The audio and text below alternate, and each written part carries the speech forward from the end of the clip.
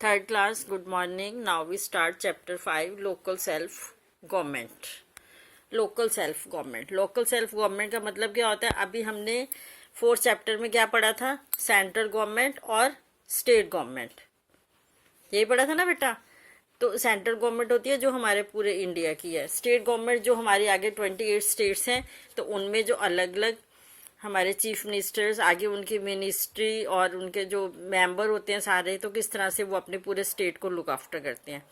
उसके बाद आ जाता है हमारा local self government. Local self government का मतलब है कि एक पूरी स्टेट को भी देखना इतना पॉसिबल नहीं हो पाता, तो हर मेंबर, हर पीपल, हर पर्सन, किसी के पास भी मतलब जो उनकी ज़रूरतें हैं, जो उनको मतलब वेलफेयर के मतलब उन्हें सहायता, जो उनको नीड, जो उनको हेल्प मिलनी चाहिए, कि ताकि वो सबके पास गवर्नमेंट की तरफ से जो हेल्प है वो पहुंचे. इसलिए हमें किसको रीड करना है? Local self government.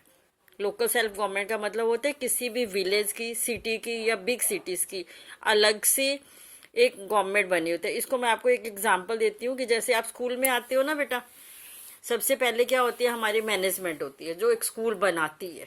ठीक है. उसके बाद क्या है कि आगे उन्होंने किसको रखा? प्रिंसिपल को. जैसे एक स्टेट गवर्नमेंट में चीफ मिनिस्टर आ गया, तो इसी तरह से हमारे स्कूल में हेड कौन बन जाता है? Principal ma'am.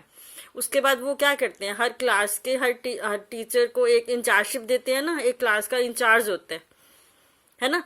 तो वो अपना जो इंचार्ज होता है उस क्लास का, तो उसके सारे सब्जेक्ट से रिलेटेड, बच्चों से रिलेटेड कोई भी कोई प्रॉब्लम होती है तो वो सारी की सारी चीज़ें इंचार्ज को पता होती हैं. तो इंचार्ज लुक आफ्टर करता है. जैसे आपने देखा है पीटीएम में, पीटीएम कौन अटेंड करता है? इंचार्ज देखते हैं ना, है ना. आपके पेरेंट्स आती हैं तो जैसे इंचार्ज सारी बातें टैकल करता है.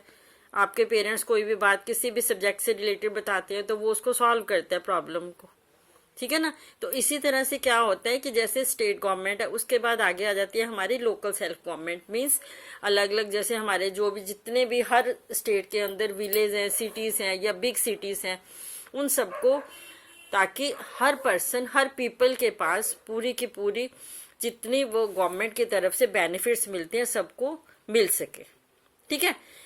तो इसीलिए वो कहते हैं ना, India is a land of villages.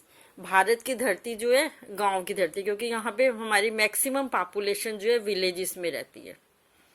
ठीक है. तो विलेज में कौन होता है हेड? हमारी पंचायत होती है ना. ये देखो विलेज पंचायत हर गांव में होती है ना. आप लोग भी गांव में रहते हो, आपको भी पता होगा कि आपके गांव में एक कौन होता है? मेन हेड सरपंच होता है. उसके आगे साथ उसके मेंबर्स होती हैं. ठीक है. राइट, वोट करने का राइट किसको होता है? जिन पर्सन्स की, जिन पीपल की एज 18 ईयर्स की हो जाती है या उससे ज़्यादा होती है, वो लोग वोट कर सकते हैं, है ना. और इलेक्शन में खड़े होने के लिए कितनी एज होती है? जैसे जिसने इलेक्शन में मेंबर बनना है तो उसकी एज कितनी चाहिए होती है? 21 ईयर्स की. क्लियर बेटा. तो अब आपको ये पता लग गया कि जो विलेज होता है, विलेज पंचायत का हेड कौन होता है? सरपंच. आगे उसके साथ क्या होते हैं? मेंबर्स होते हैं.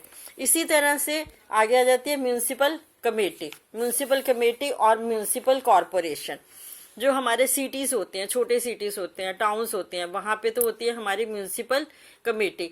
जो बिग सिटीज हैं जैसे दिल्ली है, कोलकाता है, चेन्नई है, लुधियाना, अमृतसर, इस तरह से जो बड़े बड़े सिटीज हैं जहाँ पे पॉपुलेशन बहुत ज़्यादा होती है, तो वहाँ पे होती है हमारा म्यूनिसिपल कॉरपोरेशन. इसी तरह से म्यूनिसिपल कमेटी का जो हेड होता है उसे हम क्या कहते हैं? चेयरमैन. क्या कहते हैं? चेयरमैन. और जो उसके मेंबर्स होते हैं उन्हें हम कहते हैं काउंसलर्स. ठीक है. और म्यूनिसिपल जो कॉरपोरेशन है उसका जो हेड होता है उसको हम क्या कहते हैं? मेयर.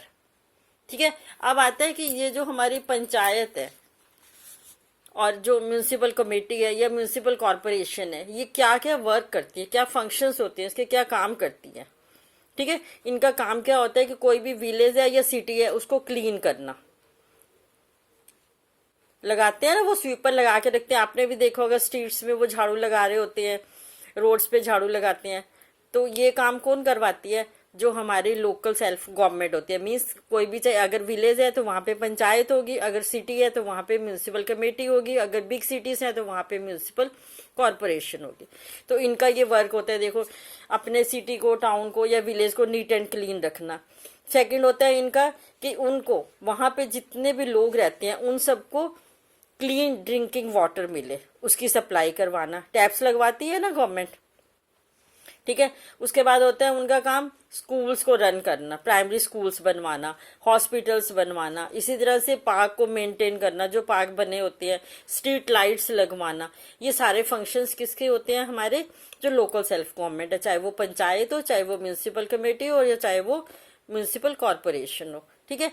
और इनको इन सब कामों के लिए इनकम कहाँ से होती है, ये भी तो पता होना चाहिए ना कि इनकम कहाँ से होती है। एक तो जो हमारे ये टैक्सेस लगती हैं, आपने देखा है ना सड़क पे रोड टैक्स जो होता है वो देते हो आप, वाटर टैक्स देते हो, इलेक्ट्रिसिटी टैक्स देते हो, इन सब से उनको इनकम होती है। अगर अगर ये पैसे कम पड़ जाते हैं, अगर ये टैक्सेस से पैसे उन्हें प्रॉपर नहीं हो पाते यूज़ के लिए और चाहिए होते हैं, तो फिर उन्हें अपनी स्टेट गवर्नमेंट से ग्रांट भी मिल जाती है, ठीक है।